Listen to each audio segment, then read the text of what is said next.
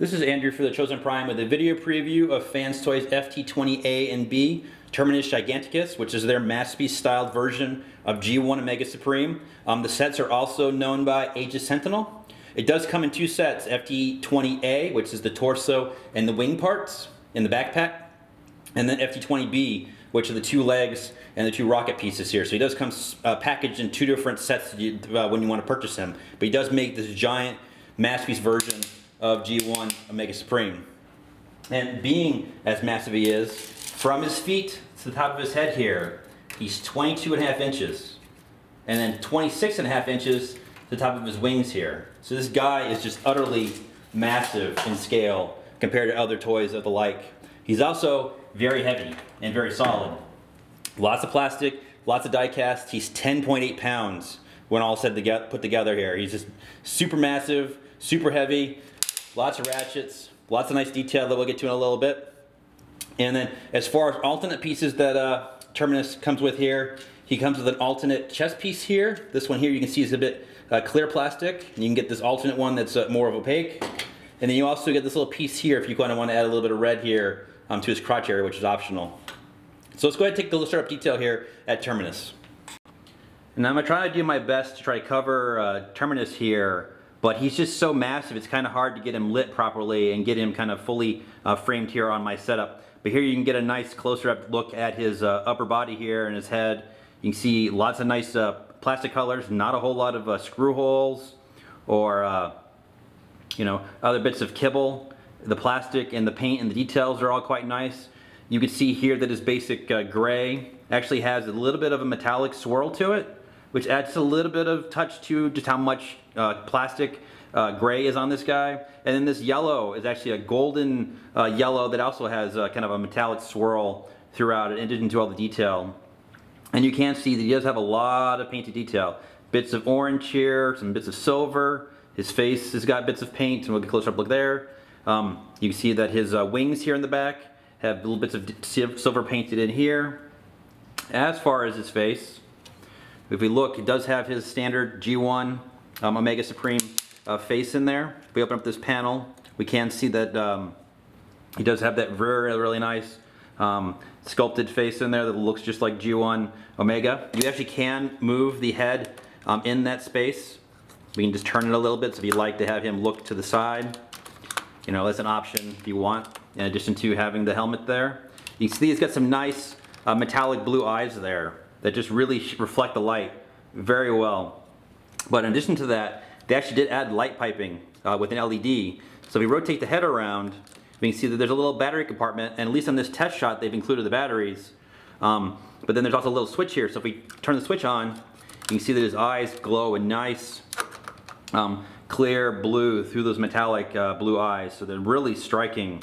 And then even with the face mask down, it's a really nice looking version of Omega's eyes there that just glow, just a nice subtle glow there to mimic light piping. And that's just one of the few LEDs that's on this guy. As far as articulation for his head, it is nice to have a nice ratchet. They can ratchet forward and back. If you move the gun up, they can ratchet all the way around. The gun placement here on the back can lift up all the way down if you kind of want it fully hidden, or can pull up quite a bit as well. As far as the shoulders here, nice strong ratchet forward and back. They can do a pretty good job of holding up his very heavy arms.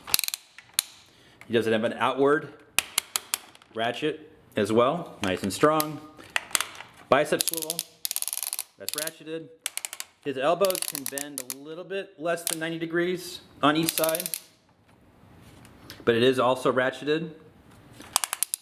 But you can get some decent poses even with his, you know, heavy arms there, with multiple joints and ratchets to get him holding his very heavy hands quite well.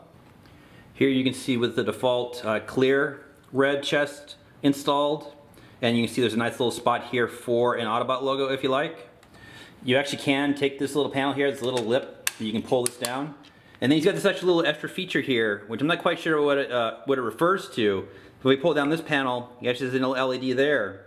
And it's a little space that actually you can take MP10's matrix here and plug in that spot and then turn on the LED, and you can see that it glows through the matrix crystal there. And you can close this up So again, I'm not quite sure what that is meant to homage, but it's a nice little bonus that they've added if you want to kind of have him be the keeper of a matrix. An alternative chest, again, is the one that's opaque. So we can take this piece and ratchet it down, and then take the two pieces here and just pull it out. And these little pieces here are actually ratcheted. And so we take the opaque version and just feed it into place, and then ratchet it up. And you can see there is the opaque version of the chest. Again, just replace it to clear. Still a nice little spot here for the Autobot logo. And then if you're not a fan of him having just the kind of the plain gray crotch, he does come with this little panel here. It's got a little tab on the top of it that just matches into this spot. And so if you like, you can just peg this into this slot, and it is a tight fit. And you can kind of have him have that look to him to me. Maybe more like the G1 toy, if you'd like. You can see here that on his arms, he's got some nice tampographs that homage the original G1 stickers. And he has some on his kind of waist here, as well as his backpack. It's really nice little bits of detail kind of throughout the figure. This really just makes it scream, you know, G1 Omega. And then as far as his arms here, he actually has on his claw here, each one of these claws is ratcheted, fully in. This claw can move, and then the tip can move inward and out. And again, they're all ratcheted that way. And if you look, there's also another LED in this spot. So to activate this one, we take this inner piece and we just rotate it to kind of unplug it from the key. You can see how it's keyed in. And there's another battery compartment with the switch. And we just turn it on, and then we just replace it into that spot. And so he has a red LED in that hand, if you like. And then this hand, the Canon arm, same kind of thing. We come to this piece, we just undo the tip, and then there's the LED, and here's another switch. And the battery compartment's on the inside. And we can just put this back over the front of his fist here. And so you can have an LED in this hand, up for his eyes, and this chest. So nice little bits of electronics here for this version of Omega. And again, you can see nice, clean backpack overall. Taking a closer look at his legs, you can see just how massive and chunky they are overall. And again, nice little bits of detail. I love the little bits, the homages here to the G1 toy with the little clips that were on the original one, here done in different plastic. Nice little tampos, bits of silver. These little pieces here that homage the little clips. Just overall really cool looking kind of robot mode legs here for Omega. As far as his hips, he actually has hips that can kind of move inward and outward. So you can move the legs straight like that, but then they also pivot backwards. So he's got like almost a hip swivel here to kind of get him around. He can rotate at the waist. The backpack here, the lower bit of the backpack kind of gets in the way, but you can rotate at the waist to get a little bit more posability options out of him. We'll do a little bit of posability here in a minute. He does have ratchets here in his knees. They actually are, there's two different ratchets because they're two different halves. It's kind of hard to show here, but they're really strong ratchets here at the knees. And then the feet have a little bit of ankle articulation. They can move inward and outward, and we'll show that off with posability in a moment. And then he actually, if I flip him over real quick, you see he's got robot mode kind of detail here on his feet as well. He's got these little anti-skid pieces that they've installed to kind of help him so he doesn't slide. He does have these heel spurs, and then these little bits of detail here in his feet to kind of just give you a little bit more for this version of Omega. Now, unfortunately, due to how massive he is and just how heavy he is, they've engineered him more to be a solid standing figure here. This figure doesn't feel like it's going to fall apart even though he's a parts former. And so his leg posability and articulation is a little bit limited. Again, he does have the hips that can move, you know, outwards and in, and they are independent, so you can have one forward and one back. He does have that waist swivel. You can rotate. He does have ratchets at the legs, so they can move out about that far. So not a whole lot. You can get a wider A stance out of Terminus here, if you'd like, versus standing straight up. He does have a ratchet that can come forward about that far, and you can see that he can hold his leg up, but unfortunately he really can't be, you can't sit him down or have him kneel, and then the leg can ratchet quite a far way back. But with the different ratchets and then here in the knee, and you see that there are kind of two ratchet mechanisms in the knee there due to how it splits. You can get some basic lunging poses out of Terminus here. and get, some nice action poses out of the figure, even though he's so, massive and heavy. And here's an example pose you can get the figure in, even as massive as he is. Again, somewhat limited, but still very emotive. A lot of action kind of here. Very solid in this pose here. And again, just towers over other figures, and we'll see that when we get to comparisons in a little bit. But just overall, really solid Masterpiece styled version of Mega Supreme here from Fans Toys. So let's go ahead and take a look at his transformation into his base mode. Like I said earlier, Terminus Giganticus here comes in two different sets, FT20A and FT20B. And so you'll need to buy both sets if you want to make the full figure. And you can see how both sets here are essentially set up to do the tank mode, or in the base mode first, with the tanks ready to go, the tracks, the backpack, the rocket, just the legs need to be transformed, which unfortunately are the most trickiest part to transform. But here you see they are packaged in styrofoam, standard for Fans Toys, which actually is kind of standard for the original G1 Mega Supreme. And they give you an idea just how large these boxes are going to be. Here's a standard Masterpiece car here alongside this. And here's even one of their Masterpiece Dinobots, and just how this box just towers over even one of their Masterpiece Dinobot boxes. But let's go ahead and take a look at each set individually. Starting with FT20A with their tank part of the setup. Depending on how much it's transformed and packaged, you may have a partially transformed tank. But to finish it off, if it's not fully transformed, come to the face mask back here, open this up, lift the head up, rotate it around so the face is facing inward, and then just close back down on these panels, and that'll fully hide the head. Extend the cannon here. You can raise the barrel up or down. And then these little pieces here, we want to lift up on this panel and flip out the cannons and slide them back like you had in the original G1 toy. So again, lift up on this panel, flip these forward, and then push them back. And here is his core tank mode, ready to go. By default, you have the chest panel flipped around with these little rollers here, so he can roll nice and smooth if you like. And he's about a little over 10 inches here, just in tank mode, and he's almost 3 pounds, so it's quite heavy here in this mode. What's surprising is that he actually has actual rubber treads here that are working.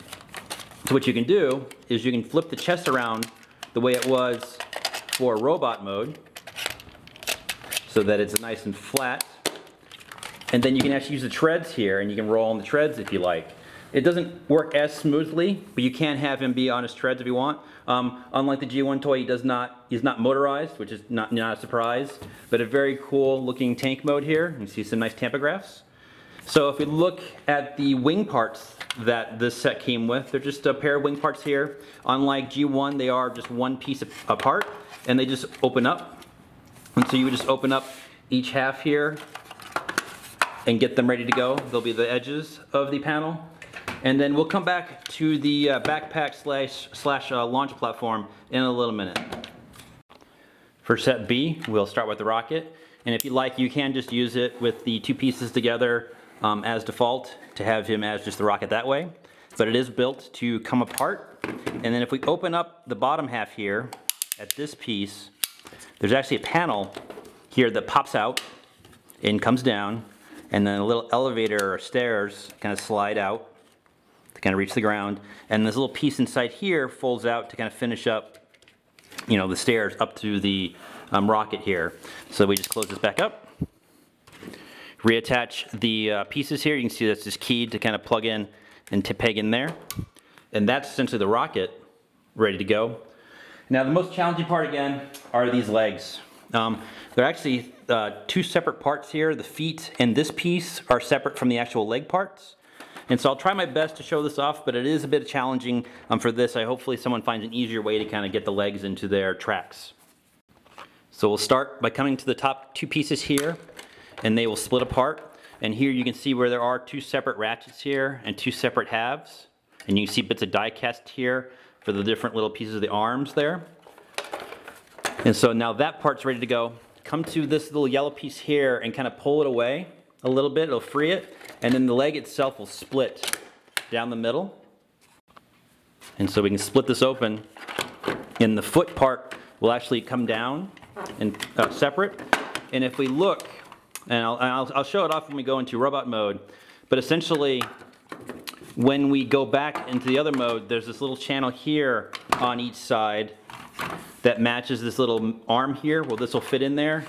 And there are also these little pieces here that match the hollow peg holes into one of these. So essentially the foot fits in like this on each side. And again, it's a bit tricky to kind of get it in there correctly. And then you would sandwich the two legs together and kind of peg it all together. And then there are parts here on this panel that kind of lock it to parts of the legs. But for now, we will remove the feet. And here you can see where the track essentially comes from this leg folding out. So there's a piece here that folds over to kind of lock the two halves together, or at least help hold it all together. And then these little arms here, we want to push them down. Normally you would flip them up and you can see there's a peg on one side and a peg hole on the other, and it helps hold the legs together when it's in robot mode. We want to fold these down so they're kind of out of the way. So again, this part is a bit tricky depending on which leg you're working on and which side you're working on. But you want to come to this panel here, and it comes up on a double hinge. And there's also this other little piece that comes out and it locks in place, and you see it's part of the track. And then if we come underneath, this panel on the outside opens up, and we want to fold the foot here up into this space. The issue is there's all kinds of different joints here in the foot, and so it's hard to rotate. And some of these can be smooth, some of these can be hard, but there's a joint that rotates this way at that point, and there's also another joint that rotates here.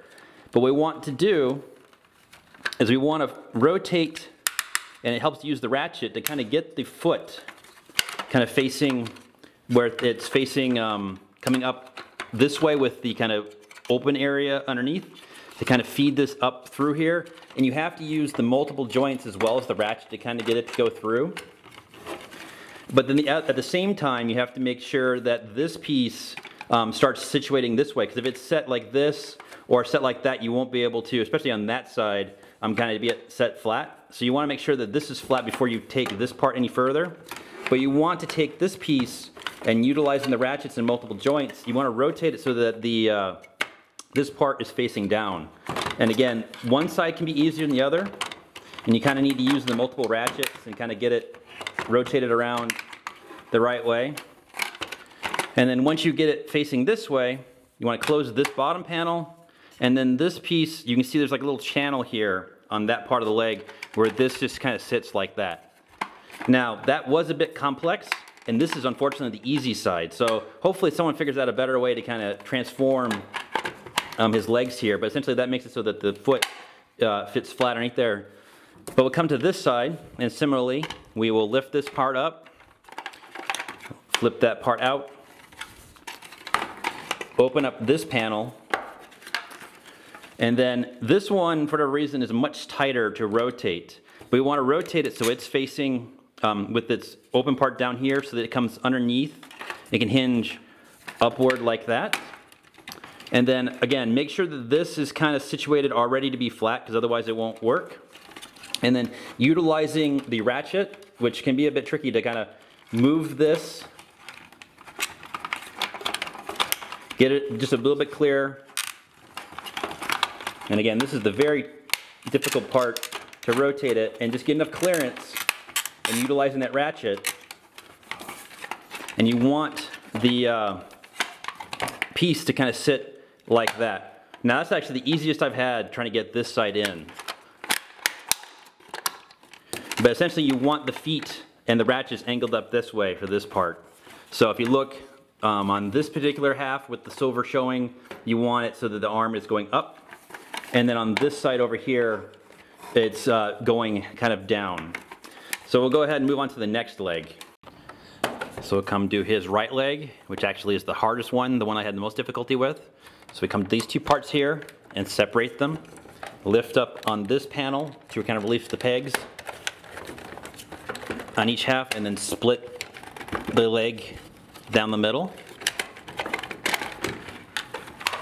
And again, you can see how these kind of pegs here, they sandwich into these, they peg into to hold it all together.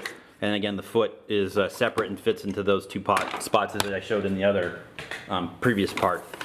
So come to this middle piece, fold that in. We'll do the easy side first. So hinge this up on that double hinge, move this piece up, open that panel, take the foot and rotating it so that it's facing downward like that. Again, this is the leg part, not the foot part, as I said earlier.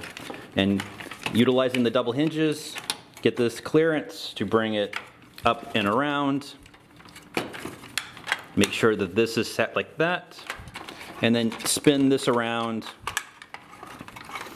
and kind of angle it so that the angle of the leg part here kind of faces this way. And then close it up. And then this just loosely sits in the spot. It doesn't actually lock into place, but it's got enough clearance to kind of be fit there like that. So we'll come to this side, flip up this piece, rotate up that, open up this panel, take this leg part, rotate it around. Now this one's really, again, this one on this specific copy is very, very tight. But we want to hinge this over, bring this up. And I looked into how this mechanism here works, how there's this die cast part here, which pegs into this, and then there's actually another peg that pegs in to the hinge here. And it's interesting, it's actually like a little detented mechanism. So it's just a screw kind of holding it together, but it's almost like squared off kind of peg detented to kind of be a little bit more secure. But so what we need to do is we need to rotate it, and again, this one is really hard for me to spin around.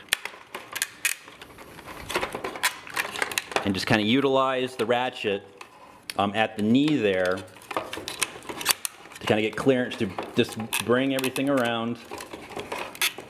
And this one, it feels really tight on this copy. Hopefully the retail one will be a lot better.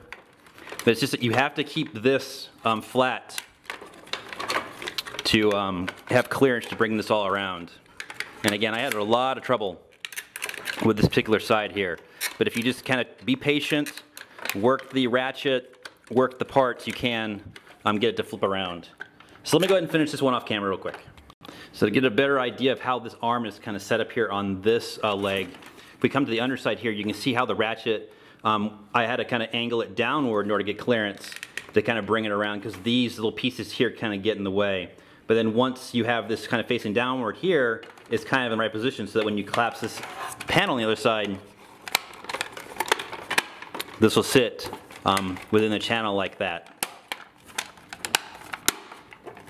And then make sure to take these pieces here and fold them down on each side. And then here we've got one of the main track pieces ready to go. And again, this part here with the leg part folding in is tricky, but I actually was able to do a lot more successfully here. So maybe after you kind of do it a couple times, it gets easier. Next we'll come to his feet. And just again to show off, this is his left foot, that there is a dedicated ankle tilt here. It locks into place fully this way, but then it's got a nice smooth ankle tilt that you can rotate the foot quite a bit. But to get the foot ready for this mode, come to the heel spur here and fold it in. Rotate the piece here so that these kind of peg holes here are facing away from the foot. These panels here fold in. This will sit like this, and then this little panel here will flip out, ready to be part of the rocket station. So come to the other foot real quick, flip in the heel, fold in those little two pieces. Again, these furthest away from here, and then flip out this. And then this part will actually peg down on each foot like that. And we take the 2 feet like this, and with those 4 peg holes, we take the backpack section here, and there are these 4 pegs underneath, and it's just a matter of plugging all 4 of those together. And there's the rocket stand ready to go. So now we can take the leg portions that were the track, and with the yellow pieces facing outward, kind of get it set up on each side.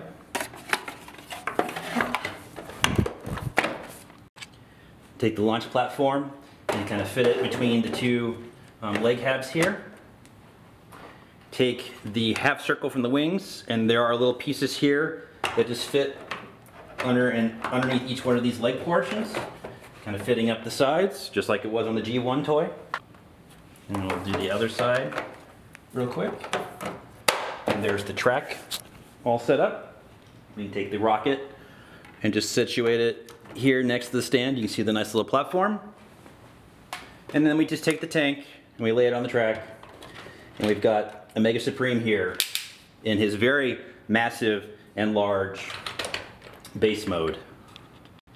From here you can see a different view of the base mode and how very much like the G1 toy and the cartoon was, where it was parts formery, you get a nice big tank, it all builds the different track pieces. He technically can kind of roll along the track with that wheels he has. Of course he's not motorized, so he doesn't move, but you can see just how massive this is. It's actually 42 inches from the end here to the other end over there. I mean, you need a giant table space in order to kind of have him be out here in his base mode. And it is, again, a bit tricky to get here, get his legs flattened out like this, but this is just really cool, a great homage to the original G1 toy and character. And here's another view of Terminus's base mode. So in order to transform him into robot mode, I'm going to skip a couple steps. I'm going to put his legs back the way they were in the package, back to robot mode, but I will show off how his transformation for his tank and his backpack and the arms work. We'll start off with the tank. So we will hide these little cannons in the same manner that we brought them up before. Flip them around. Just slide them and then flip them and hide them with this panel. Get the face turned around. So we'll come here, lift this up, flip the face around. And you can leave the visor up if you like, but we'll go ahead and close it. Make sure that this panel here is folded down like that. And we can actually take the head here and bring it back like that. Come to the front of the vehicle here. We will unpeg this little flap here. You see where it pegs in here. And kind of bring this up and then ratchet this forward so it's just kind of sitting up like that. So come down to these legs here. And we want to rotate these out and out of the way. And this is a very strong ratchet. So just grab a hold of it and ratchet it all the way around on both sides. Again, very stiff. And then we want to collapse his legs up into his torso like that. And just one quick note, there's a little peg here, pressure peg, that normally this does not pull, but if you press this, when you want to go to tank mode, you press this in and then pull. And that's how you are able to get this loose. So we can come to his arms here. These panels will open up and then fold these inner ones on the double hinge into themselves. And you can accidentally fold them on the outside, but fold them in on themselves and leave them like that. And then take the arm, and the arm here will unpeg, and then it'll hinge forward around, and then you can peg it back in to the side like that. So we'll come to this panel over here, open this up, fold this in onto itself, and then there you can see where the hinge is. Just pull this and sandwich it down, kind of widening his torso. Grab a hold of both of his sides here and unpeg them and then bring them out on the arms on each side. Kind of moving around. Then take the torso and rotate it around and just get clearance so you can rotate it all around so it's red all on the one side.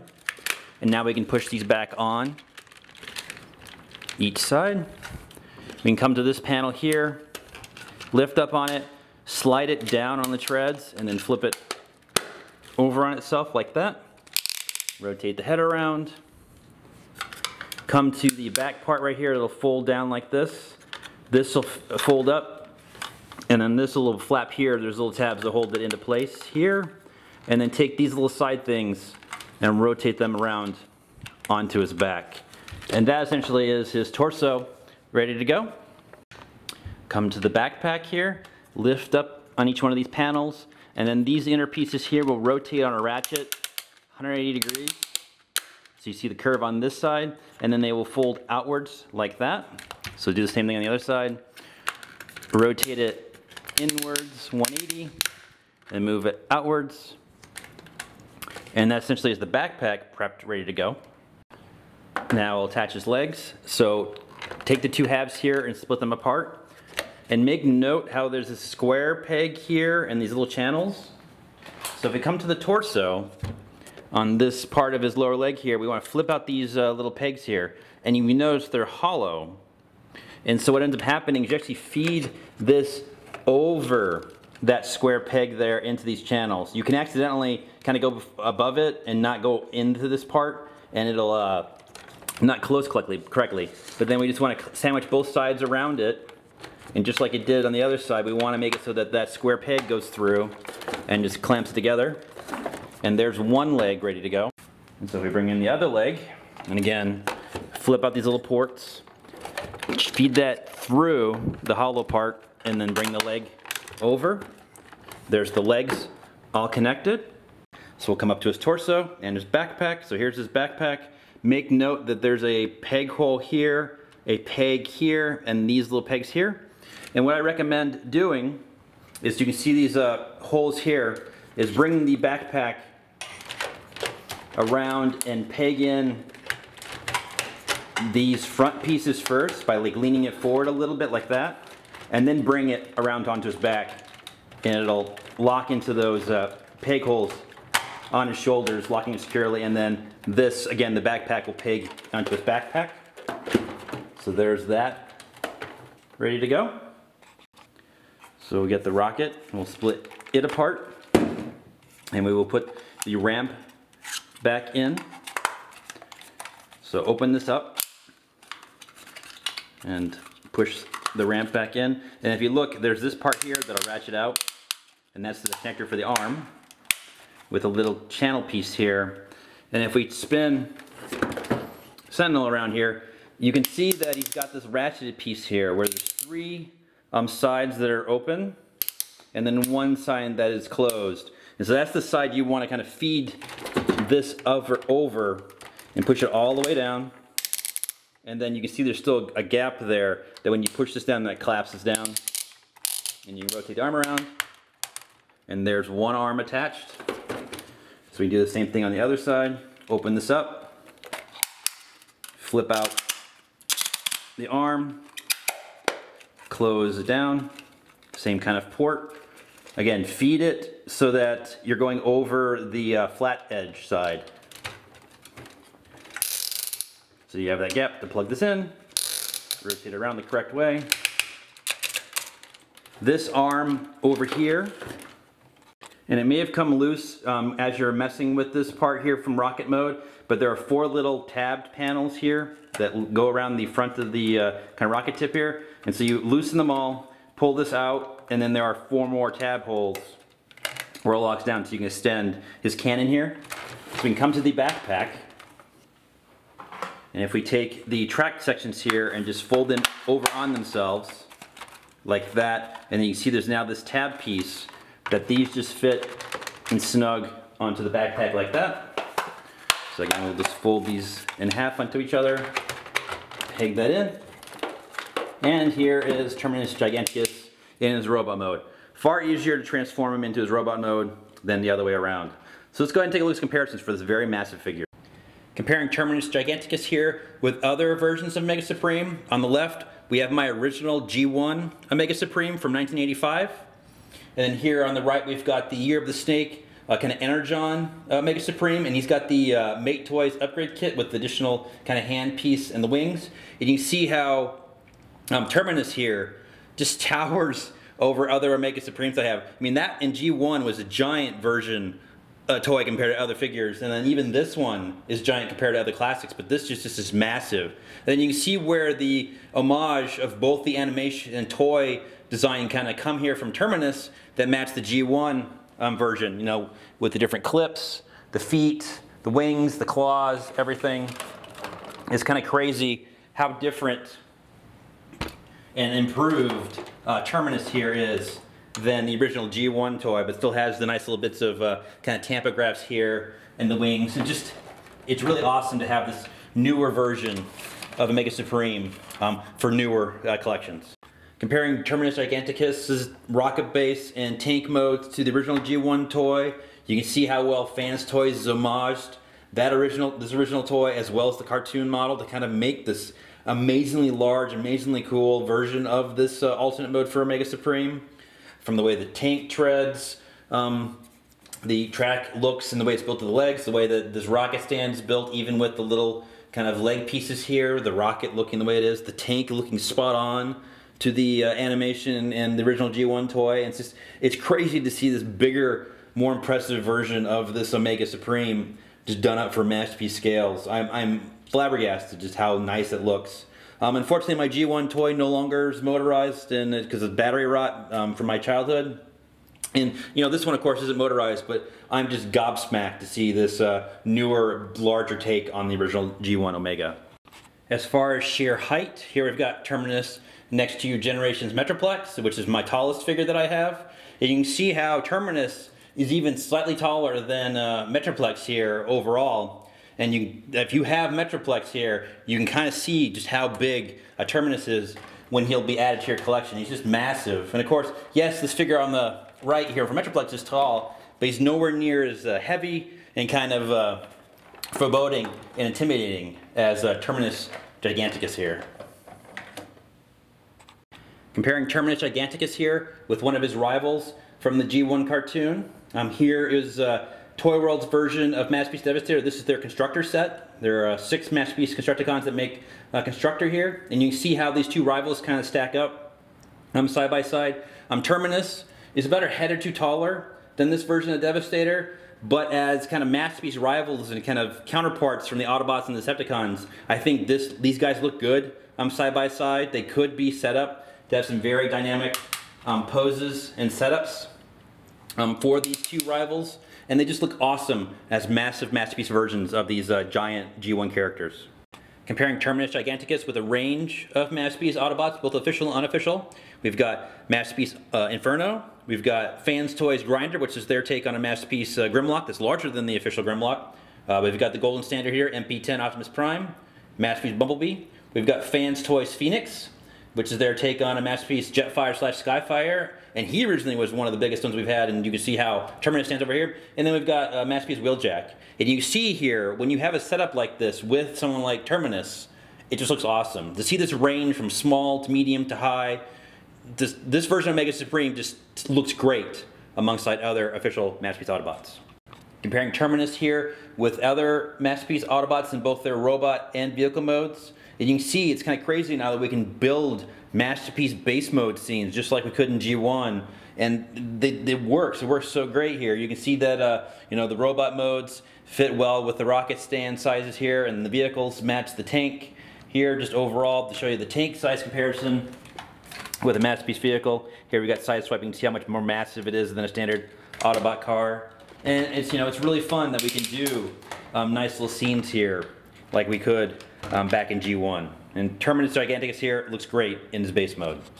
Some final thoughts here for Fans Toys FT20A and 20B. Their Aegis Sentinel or Terminus Giganticus, which is their Masterpiece version of G1 Omega Supreme. As you've seen through this video preview, this version of G1 Omega Supreme is just kind of utterly massive. It towers over all other Masterpiece figures. And you would think with it being as tall, as heavy, and as kind of as complex as it is, he would be kind of fiddly and not secure and solid. But on the contrary, with the engineering that Fans Toys kind of put into this guy, he's a very solid release. All his connection points are very strong and secure. He's not going to fall apart. They've engineered ratchets everywhere. It's just an amazingly solid toy with great engineering behind it. Then you add in how he looks like the G1 cartoon, he looks like the G1 toy. He's got this great robot mode. He's got a solid base mode that kind of allows you to have Masterpiece base mode scenes. And you've really got an excellent package here from Fans Toys in this version of Omega Supreme. Now again, he does come in 2 different packages, A and B. And this is a pre-production sample, so they might be fixing some things with the retail release. The retail release is expected sometime by the end of August. So here at the Chosen Prime, we do recommend getting your pre-orders in for this guy sometime soon, just in case stock runs low. Because this is a very solid release. It's an excellent figure. I'm utterly impressed, and I really think you're going to enjoy once you add this guy to your collection, so take care.